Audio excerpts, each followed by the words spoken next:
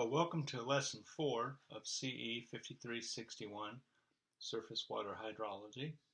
And this lesson has a few topics, a little discussion on watersheds, watershed delineation, and watershed metrics. Now the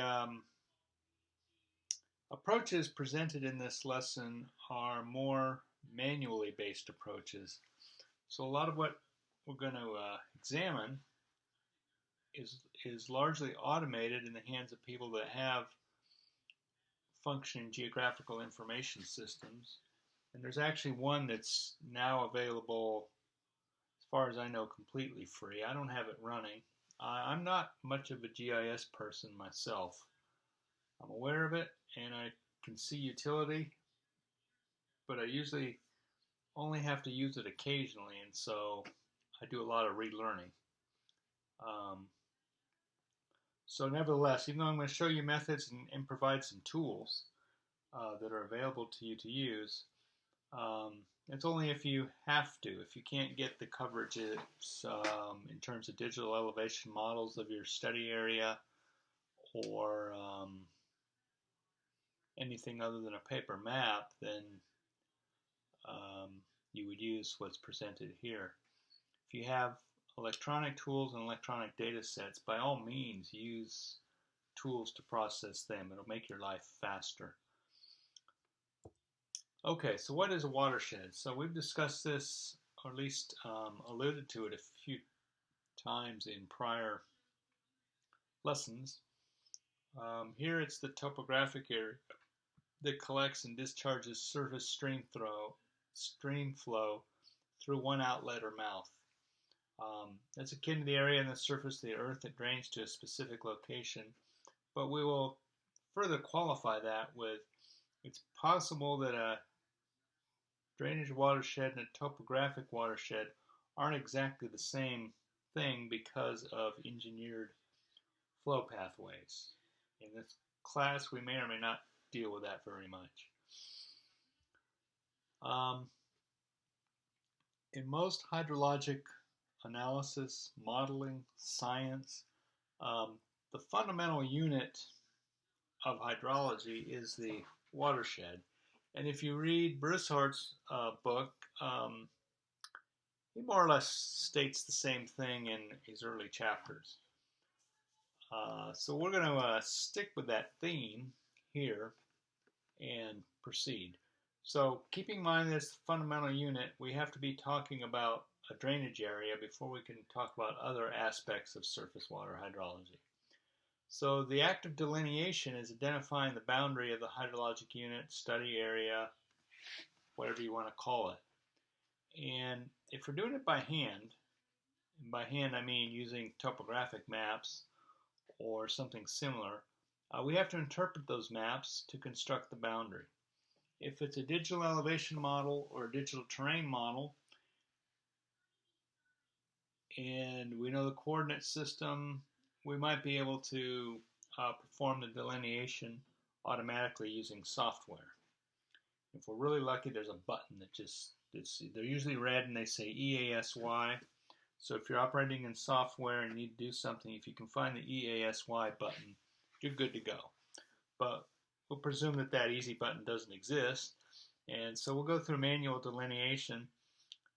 It more or less replicates the processes that occur in software. Not exactly, but pretty close. And so if you have a feel for what manual delineation is, even if you don't ever have to do it, you have a good understanding of what the software is doing under the hood. So in manual delineation, we'll start with a map, and we can identify an outlet location. So with those two pieces of initial information, you can follow the process here and eventually get the watershed boundary. Now the process is lined out here is systematic in the sense that myself, I probably would not superimpose a grid because I feel that I can read a topographic map directly and avoid that. But if you can't, superimpose a grid, and within each of the centroids of those grid cells, estimate average elevations. Simply look at the map and just make an educated guess on what the elevation is in that cell. If it's on a steep part of the map, on a cliff, that's going to be harder to do than when you're on a gently sloped part of the map. And then trace or outline the main stem of the stream you want to examine. Trace all the perennial or influential tributaries, and then locate the lowest point or the outlet of the main stem and work uphill. Okay, so those words are easy. It maybe makes sense to have a little picture. So here we have a map. This happens to be somewhere in Florida. I think it's, yeah, I'm pretty sure this is in Florida. It's somewhere near Orlando, maybe? It's irrelevant. It's in Florida. Okay, so let's say this is our outlet of interest, and we want to find the watershed that drains to that point. Now we have a lot of extra bonus features here. So there's this lake here. So this is, at least to me, this is some kind of culvert or outlet works that's backing up water in this lake. And then there's a stream that goes up that way, and probably the main stream that works its way up here. We have slopes. It's sloping down that way at this point and down that way at this point. So we have a watershed divide right there. And we want to identify points like that and create a boundary. So if you're avoiding the grid system, you would work your way from this point and come up with a boundary. But I propose that we just superimpose a grid. The grid doesn't have to be highly dense. So here's a light grid. It says sketch a light grid. And I wouldn't use, this was done in a computer. I wouldn't use the computer to superimpose the grid. Assuming I'm doing this with a map and with a paper map, I would just do it with pencil or put an acetate sheet with a grid on it on top of the map. Or in software, if you can render the map as an image, and then you can make an image of a grid, it's trivial to superimpose that and then work on that drawing. Okay, so here we've sketched a grid. And then working uphill from the outlet, we estimate the elevations in each cell and join the high cells that enclose the outlet. So this is done here. So this cell is higher than the cell on either side of it and helps define a boundary point. Okay, so clearly this is amenable to computer programs, and that's very similar to what a program will do, although they superimpose a much finer grid than this. And there are some other techniques that are a little bit more elaborate, a little bit more efficient than working your way, checking elevations on grid cells. They usually use the flow accumulation concept because it's much, much faster. And generally it's good enough, or we have accepted it as good enough as society because that is a standard that I think is in use. Okay, so here we've enclosed the grid with grid cells. And then once you have the grid cells identified,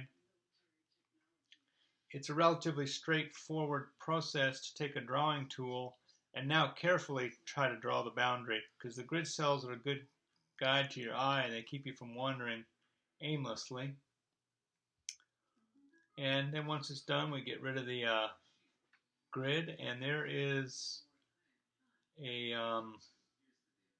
initial delineation of a boundary for this watershed. And then we would probably go back and make a few refinements, because this area doesn't look right to me, and it kind of looks like that's a drawing issue, that my hand was too wobbly. And we want to keep in mind the direction that water flows. In lieu of that, there's an online tool. So I only learned of this myself relatively recently, a year ago or so, called StreamStats. I mean, I've been aware of StreamStats for longer than a year. But in the StreamStats tool, you can identify study areas by state. And in this case, the red circle is not in the software. I added that for the example. But you get close to where you want to make your analysis. And then in the tool, you would identify that point using this delineate delimiter here. You click on that point, and it, to us, the user, it appears to delineate to that point. I think there's something a little bit more elaborate going on inside it, but it's pretty quick. And once you have delineated, it provides a yellow, at least it's coding up yellow in this, of the watershed that drains to that point of interest. Then the next step would be to download the basin, and then we have to use other tools to examine those files. So what you can get out of this, the basin file, it has a shapefile package, and embedded in that package is the boundary right here. And if you have that boundary, there are other tools that can be used with the National Elevation data set to generate a digital elevation model of that yellow area. Okay, so in StreamStats, within any of the identified watersheds, there's a set of physical metrics available. And some of the examples of what are available are the outlet elevation, that's what you identified, precipitation values, including mean annual precipitation, a composite soil permeability, and other soil or pedological properties. The 1085 and the mean channel slope, both obtained from a 10-meter digital elevation model of the study area you just delineated. The shapefile is generated, so you can use that to extract an elevation raster from the National Elevation data set. And in the present context, this process would be what we could use to allow for effective hydrologic model construction. Looks like I really liked that slide, so I made it for sure. The available coverages in the U.S. are depicted in this map. Green is available, blue is in process, magenta is a subset, and the old yellow states are not participating. So the excluded states looks like you got your Texas, Florida,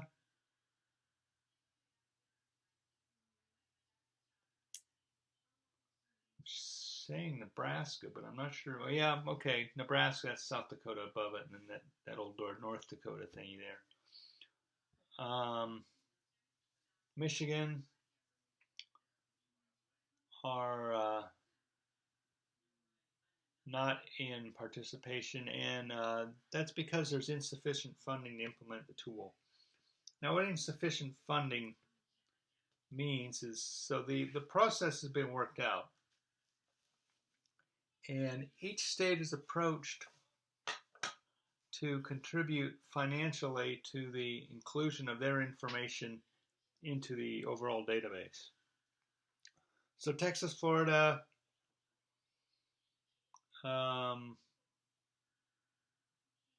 Nevada, Nebraska, Michigan, according to my listing, they haven't written the checks yet.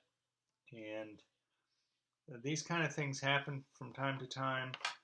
Sometimes it might take 10 or 15 years before they finally relent and pay the government for the data that the government already has. And you can argue whether that's silly or not. It's to our benefit as society to have all this in the database. Here's a couple of references if you want to learn more about the StreamStats tool. And once we have our watershed delineated, whether it's on a map that we did by hand or in some computational environment like a geographical information system, we also want to have certain metrics or measurements on the watershed. And the kind of properties that are of interest in surface water hydrology are naturally the area, the main channel length, the slope. To compute slope, we need to specify a path. Distances matter, so path distances matter, and soil moisture and permeability, and a few others. The Kind of characteristics to determine, in my opinion, as a minimum after a delineation process: area, length, slope, cover type, and soil properties. Here's another example of a different watershed, and here's two points that have been identified. You can probably barely see it in the video, but there's a little stream that looks to me like it's going south in this. Yes, it looks like it's moving south, something like that, at this point. So this is a highway culvert, and then this is a riser on a SCS dam. And so flow's coming this way to the dam, and then it works its way out to here. And then there's a couple culverts up here. And if we follow the manual delineation process, at least for those two, we might come up with boundaries that look a little bit like that. One of the lesson videos is called CE5361 Manual Delineation. I'll have the link in the website. That shows the process of getting these delineations for this watershed. I think it's about 25 minutes long. Remember, it's a YouTube video, so you can forward past the boring parts, or just not watch it all, declare the whole thing boring, and move on. How we make these measurements.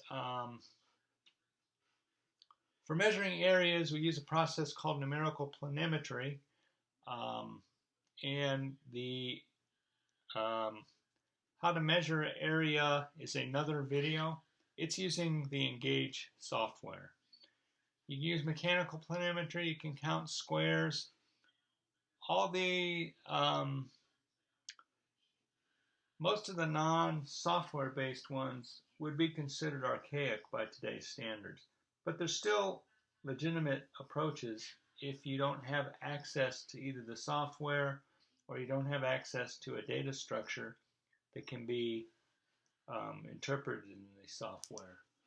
Measuring lengths, same kind of tools, and I believe I have a video on how to measure watershed length. I'll have to find it and I'll put it onto the YouTube site. Our next step is finding soil properties. So at least in the United States, we have this tool here called the Web Soil Survey. And I haven't looked at the interface. This is several years old, this photograph. But in my opinion, it was the most difficult interface I had ever figured out. It took me a week to figure out that you had to click on this green button. And then from there, it actually works quite nicely. Some other things, occasionally you have to estimate percent impervious versus percent developed. Again, if you don't have software to do that, a approach that will work is to select your area of interest, recorded viewing height. That's going to be important if you have to pan across the image. And so using Google Earth, in the past I've put a plastic grid on the computer screen, and you simply look at the image and you count the number of concrete versus non-concrete in the image grid, and the result is an estimate of percent impervious. I've worked several years on my own home-written image interpretation software because this is something that I think I could automate. Not there yet, but that is a technique you could employ in the instance where you don't have that already done. So watershed metrics are really easy if somebody else has done the work, and all you have to do is extract the data from a shape file or a coverage file. So these are what I consider the minimum watershed description: the area, the main channel length, the slopes, plural because it depends on path, the soil properties, in particular permeability, percent impervious, and possibly a few other classification variables. That will get you pretty far in surface water hydrology. And that concludes the presentation. So I did want to show on the Share Hydro site If I can find it, do I even have it loaded? Oh, I don't have it loaded right now.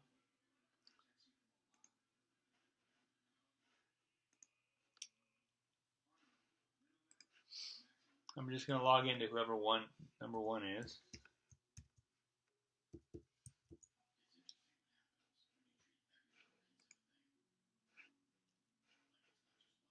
I'm not going to log into one.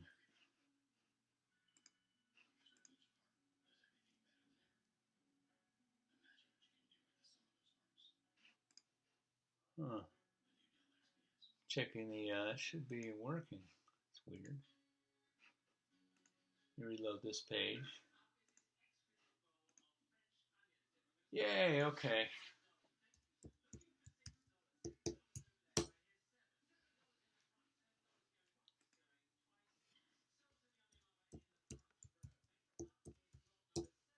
Well, it works better with the password.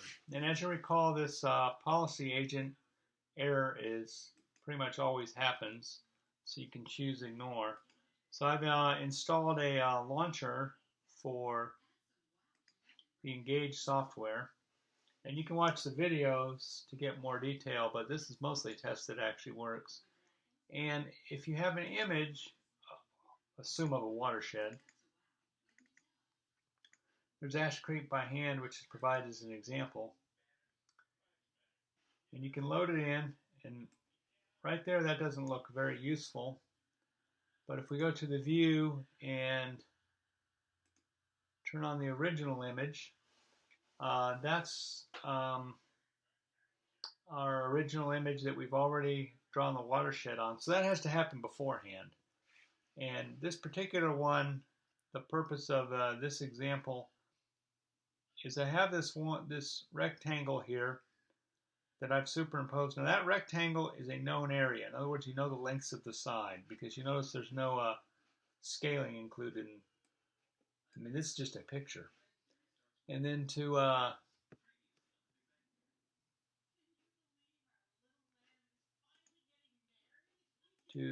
digitize curve point segment fill, I'm going to have to watch my own video.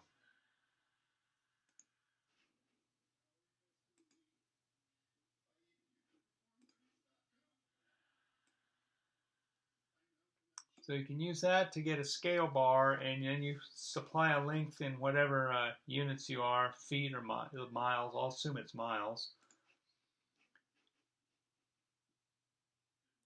And then the digitizing, I think I want curve points. You go like that and work your way around the boundary, and then when you get done,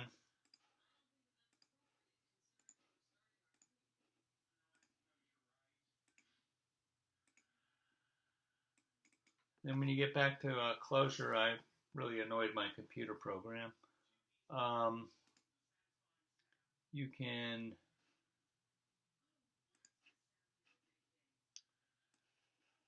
view the information that you've just created in it. Handles the areas for you. Watch the video on how to measure it, because I do this much slower. This was just to illustrate that the software is installed in the Share Hydro computation environment. When you're done, you just go ahead and close it.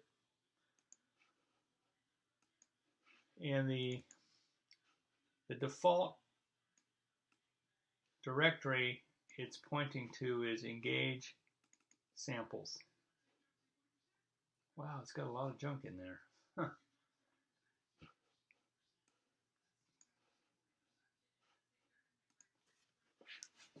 Okay, and if you remember from the video on that, you will need to remember to disconnect. And here's an example of what the a script to read files downloaded from StreamStats. So you're kind of on your own for this. You'll have to do some examination of it. There's a single example here that operates on content in this directory here. So this is the shapefile bundle that was downloaded from StreamStats for that Oklahoma example.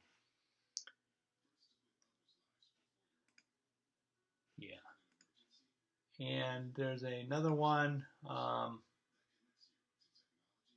Is that the same one? Oh, this one does some plots. This is another examination of how to deal with those files in R. And they're just a starting point. So if you were to do your own, analysis, these would be a suitable starting point. See what my disclaimer says. Yeah. Okay, well that concludes lesson 4. So that was mostly a backgroundy kind of lesson. So what you should be able to do for any watershed is, given a point of interest, you should be able to find some kind of map of the area that has elevation information and use that to create a watershed boundary.